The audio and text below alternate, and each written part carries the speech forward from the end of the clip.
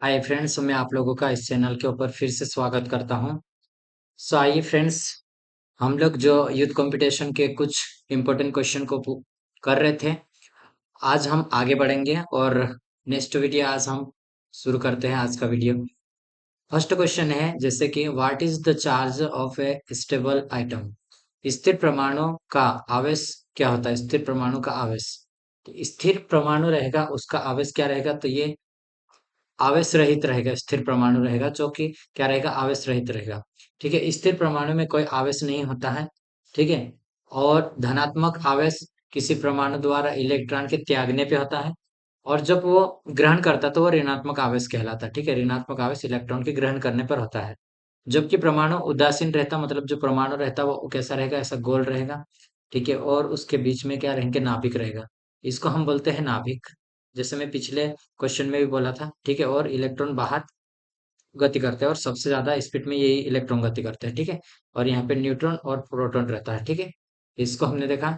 जिस प्रकार विद्युत प्रकृति का परमाणु समान मात्रा में आवेश पाया जाता है, फलतः संपूर्ण परमाणु कैसा रहता है? अपने आप में एक उदासीन होकर रहेगा। ठीक है, नेक्स्ट क्वेश्चन हमारे पास, किसी बंद पृष्ठ का संपूर्ण विद्युत फ्लक्स उस बंद पृष्ठ के आवेश की मात्रा के बराबर होता है, उपयुक्त कथन किसके अनुसार? तो ये एक गॉस का नियम बोलता है कि जैसे कि the total electric flux through any closed, मतलब एक क्लोज सर्किट के रहेगा, equal to the amount of charge enclosed to above statement is basic on. इसमें ये पूछा है। ठीक है, तो ये गॉस के नियम के अनुसार रहता है।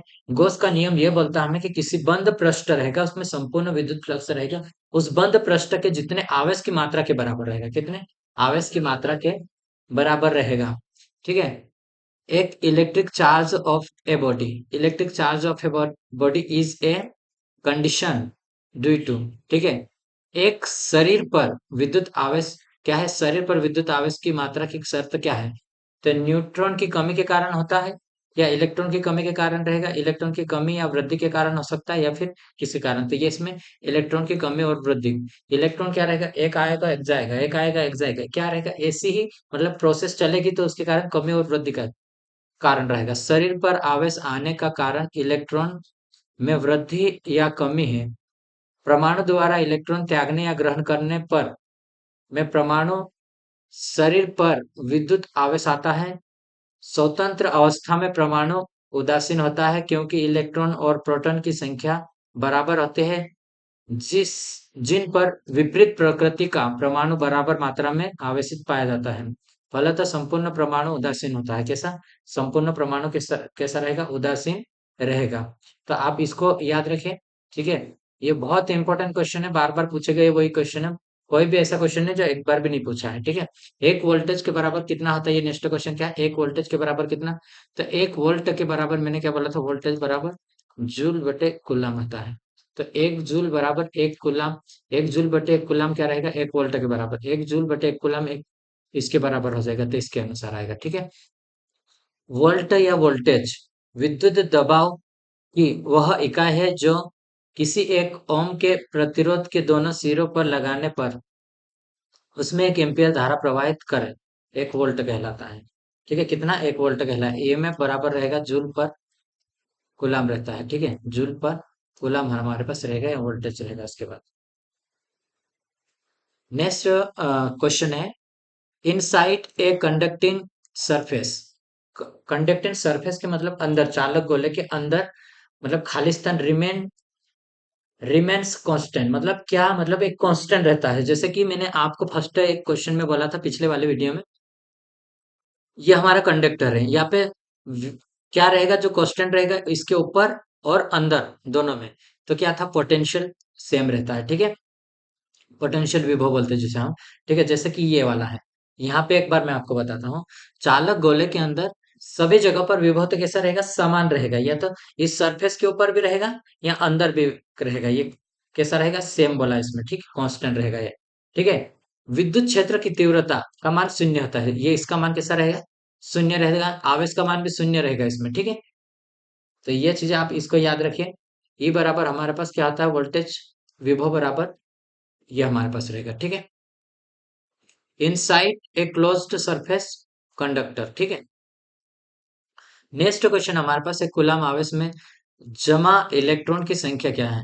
एक कूलम आवेश में the number of electrons constituting one coulomb of charge कितना होगा? One coulomb of charge. तो वन मैं बोला था क्यू बराबर क्या होता है? एन ई होता है, आई और टी भी होता है, सी और वी भी होता है। तो ये तीनों फार्मूले आप याद रखो, ठीक है? ये बहुत इंपॉर्टेंट है। इसके बेसिस पे अपने को निकालना। अब एक कूलम में मतलब निकालना है हमें, तो क्या है ये वाला? देखो इसको क्यू बराबर क्या होता है? एन ई होता है। अब एन हमें क्या निकालना है? एक कूलम है हमारे पास, ठीक है? एक कूलम। और इलेक्ट्रॉन कितना है? इलेक्ट्रॉन इतने होते हैं, एक कूलम में इतने इलेक्ट्रॉन रहते हैं।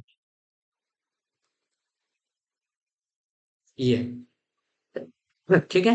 ये हमारे पास हो जाएगा। एन का मान निकालना वन कूलम, क्यू का मान अपन ने वन रखा और ई का मान ये रखा। ठीक है, अब इसको हम ऊपर ले जाएंगे तो ये कैसा? माइनस का है तो प्लस में हो जाएगा। ठीक है, माइनस का है प्लस में हो गया। तो ये हमारे पास आंसर आ जाएगा। ठीक है, एक कूलम में आप इलेक्ट्रॉन की संख्या इतने हो जाएगी। अब आगे बढ़ते हैं। अब हम नेक्स्ट क्वेश्चन ये हमारे पास देखो, परमिटिविटी ऑफ वैक्यूम इज, निर्वात की विद्युतशीलता है, निर्वात की विद्युतशीलता है,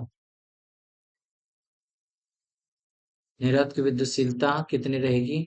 एक होती है, तथा निर्वात की विद्युतशीलता 8 पॉइंट, वायु की विद्युतशीलता तो एक होती है हमारे पास, और निर्वात की 8.854 इंटू 10⁻⁻12 फेरड पर मीटर होती है। कैसी? फेरड पर मीटर होती है।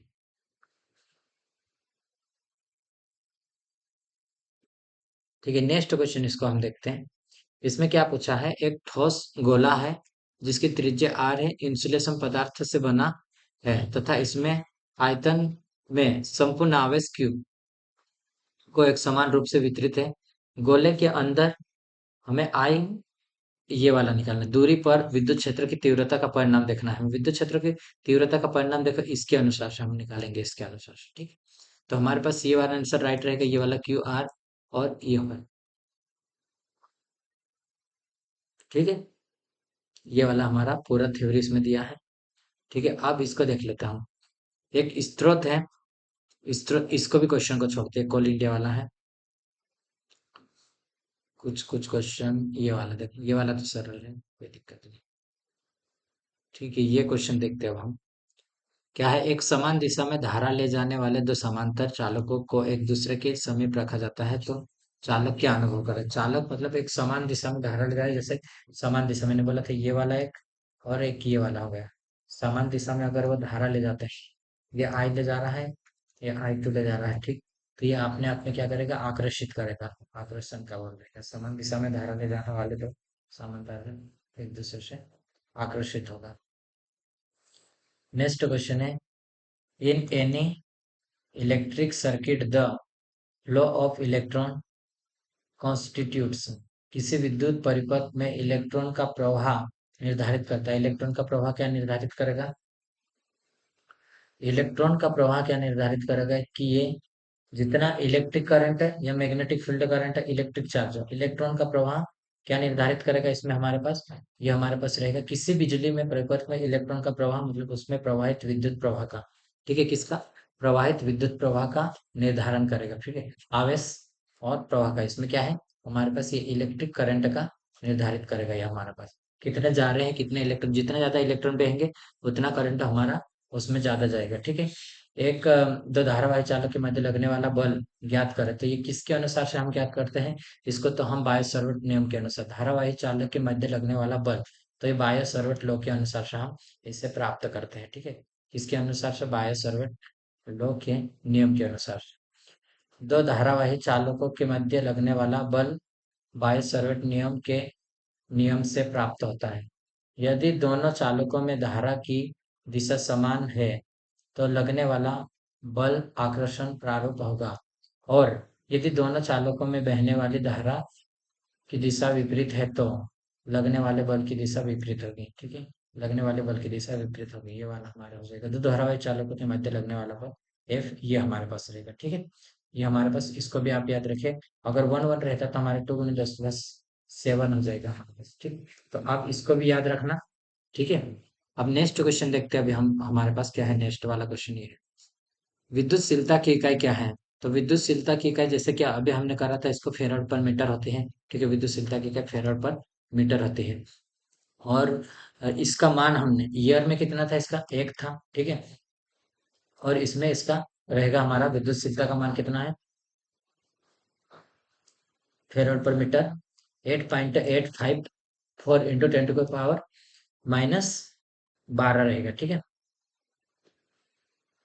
नेक्स्ट क्वेश्चन है, स्थैतिक विद्युत आवेश के चारों ओर का क्षेत्र क्या होगा। स्थैतिक विद्युत आवेश के चारों ओर का क्षेत्र क्या रहेगा हमारे पास। स्थैतिक विद्युत आवेश के चारों ओर का क्षेत्र मैग्नेटिक फील्ड रहेगा। ठीक है, कैसा फील्ड रहेगा, मैग्नेटिक फील्ड रहेगा हमारे पास। विद्युत आवेश के चारों ओर का क्षेत्र, स्थैतिक विद्युत आवेश के क्षेत्र विद्युत क्षेत्र कहलाता है। क्या है ये हमारे पास, विद्युत क्षेत्र कहलाएगा स्थैतिक विद्युत आवेश के चारों ओर। नेक्स्ट क्वेश्चन हमारे पास, निम्न में से कौन सा अदिश राशि है। निम्नलिखित में से कौन सा अदिश राशि रहेगा हमारे, तो विद्युत क्षेत्र की सामर्थ्य क्या है, विद्युत क्षेत्र की सामर्थ्य एक सदिश राशि है। विद्युत घनत्व डेंसिटी भी क्या है, इलेक्ट्रिक डिस्प्लेसमेंट डेंसिटी भी हमारी ये क्या यही रहेगी। इलेक्ट्रिक पोटेंशियल हमारे पास सदिश राशि, बॉल भी मतलब कहीं ना कहीं फोर्स में क्या रहता है कि वो एक दिशा रहती है उसके अंदर। ठीक है, तो सदिश राशि कहलाएगा वो। इसमें देखते हैं हम कौन कौन से विद्युत विभव अदिश राशि, वे राशियां जिनमें परिणाम तो होता है लेकिन दिशा नहीं होती है, उन्हें अदिश राशि स्क्वायर क्वांटिटी राशि कहते हैं। उदाहरण के लिए द्रव्यमान, घनत्व, समय, चालक, आयतन, ऊर्जा, विद्युत धारा, तापमान आदि वे राशियां जिनमें परिमाण एवं दिशा दोनों विद्यमान होता है, उन्हें सदिश वेक्टर राशि कहते हैं। उदाहरण के लिए बल। ठीक है, उदाहरण के लिए बल, विस्थापन, विद्युत घनत्व और विद्युत बल और आघूर्ण और चाल प्रवणता आदि यह रहेगी हमारे पास। ठीक है, अब हम नेक्स्ट क्वेश्चन देखते हैं। नेक्स्ट क्वेश्चन क्या है, एक आवश्यक गोलाकार कंडक्टर के भीतर विद्युत क्षेत्र की तीव्रता कितनी है, तो इसमें जीरो रहेगी। कैसी रहेगी, इसमें जीरो रहेगी। इसमें क्या है, शून्य ये वाला रहेगा, भीतर उसका मान जीरो रहेगा। ठीक, ये वाला भी आप इसको याद रखिए, किसी दूरी r पर रखे हुए बिंदु आवेश पर विभव प्रवणता कैसी रहेगी। तो ये वाला भी आप इसको याद रखिए। ये वाला हमारे पास कौन सा, ये वाला अभी जैसे हमने पढ़ा था ये वाला रहेगा। ठीक, r जैसे किसी दूरी r पर रखे हुए बिंदु आवेश का विभव का मान दर्शाया जाता है, इसके द्वारा हम इसको दर्शाएंगे। और फेराड पर मीटर विद्युतशीलता रहती है इसकी कितनी रहती, फेराड पर मीटर रहती है। विद्युत विस्थापन d, विद्युत के क्षेत्र तीव्रता E की दिशा में है तो माध्यम है, E की दिशा में है तो माध्यम क्या है हमारे पास। तो इसको हमें देखना है, क्या देखना है, विद्युत क्षेत्रता इसका देखना है। तो विद्युत क्षेत्र विस्थापन E, विद्युत क्षेत्र की तीव्रता E की दिशा सजातीय आइसोटोप रहती है। ठीक है, कौन सा रहेगी, ए वाला आंसर राइट रहेगा हमारा। नेक्स्ट क्वेश्चन हमारे पास, विद्युत प्रवाह को वर्गीकृत किया जा सकता है conduction current, displacement, convection current, conduction, convection और डिस्प्लेसमेंट। किसमें इसको electric current can be classify, किसमें इसको मतलब दिखाया जा सकता है, ये पूछा हमारे पास। तो ये वाला हमारे पास तीनों के ऊपर, जैसे कि ये देखो, चालक विद्युत धारा पर, किसी चालक में जब आवेश उसमें से प्रवाहित होता है तो एक स्थान से दूसरे स्थान जाता है तो उसमें विद्युत धारा कहते हैं उसका। ठीक है, विस्थापन कैसा रहेगा, विस्थापन विद्युत प्रवाह तभी होता है जब उसके बीच में मतलब विद्युत क्षेत्र का समय के साथ परिवर्तन, विद्युत क्षेत्र परिवर्तित होगा तो।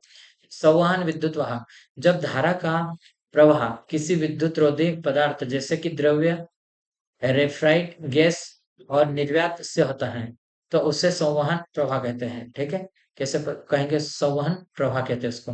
ठीक है, यदि एक वोल्टेज में त्वरित परिवर्तन होता है तो उससे जुड़े प्रतिरोध में क्या प्रभाव होगा। तो उसमें क्या प्रभाव रहेगा कि तुरंत बदल जाएगा उसमें जो धारा क्या रहेगा, त्वरित परिवर्तन रहा तो करंट भी हमारा परिवर्तित हो जाए। यदि एक वोल्टेज में त्वरित मतलब अचानक परिवर्तन हो तो उससे प्रभाव जुड़े प्रतिरोध में धारा क्या तुरंत बदल जाती है, क्योंकि प्रतिरोध धारा परिवर्तन का विरोध नहीं करता है, जबकि इंडक्टर धारा में परिवर्तन का विरोध करेगा उसमें। ठीक है, किसका परिवर्तन का विरोध करेगा, धारा परिवर्तन का विरोध करेगा। अब ये हमारे पास क्या है, एक संपूर्ण चालक के लिए त्वचा की गहराई बराबर है विद्युत क्षमता का मान उसकी सतह पर व्याप्त क्षमता x के बराबर है, तो x का मान होगा, तो ये किसके बराबर, जीरो रहेगा, इसमें कितना रहेगा, हमारा जीरो हो जाएगा इसमें, ठीक है। तो ये हमारे पास है। और एक अचालक के अक्रॉस लगाए गए वोल्टेज के लिए जब वायु के गुच्छे सापेक्ष विद्युतशीलता 5 के अचालक के अंदर फंस जा फंस जाते हैं, मिल जाते, तो वायु गुच्छे के अंदर तनाव और अचालक के अंदर तनाव का अनुपात कितना होगा। तो ये हमारे पास राइट, इसका आंसर देना है हमें, ठीक है। इसका आंसर हमारे पास हो जाएगा ये वाला, बी वाला आंसर रहेगा, ठीक है। इसके बराबर हमारे पास 5 हो जाएगा, ठीक। इसके अकॉर्डिंग हमें निकालना रहेगा, ठीक है फ्रेंड्स। तो मैं आज के लिए इतना ही, और भी छोटा से छोटा वीडियो करने की कोशिश कर रहा हूँ, और यहाँ से हम आगे नेक्स्ट वीडियो में देखेंगे, ठीक है। आज के लिए इतना ही, वीडियो देखने के लिए धन्यवाद।